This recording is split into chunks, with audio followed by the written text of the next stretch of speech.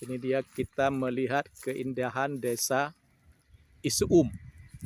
Ini sekitar 50 km di timur Banda Aceh, daerah kawasan pegunungan. Nah, kita lihat apa sumber ekonomi masyarakat Isuum ini. Karena di sini tidak ada sawah, yang ada pohon kelapa, pinang, pohon kelapa, pinang, dan kemiri. Ternyata sumber ekonomi mereka itu adalah domba atau biri-biri. Hewan ternak inilah sumber ekonomi mereka. Nah, biri-biri inilah sumber ekonomi masyarakat Isuum Aceh Besar. Biri-biri. Jadi mereka berbasis peternakan. Ini dia.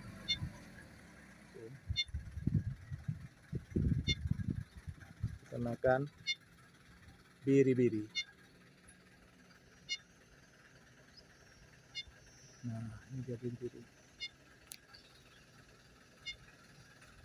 Sumber ekonomi masyarakat Isuum dari biri-biri, dari peternakan hewan.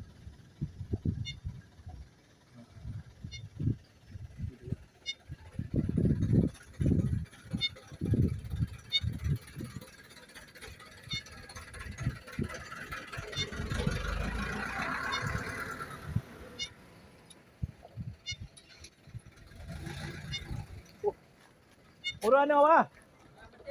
Oh.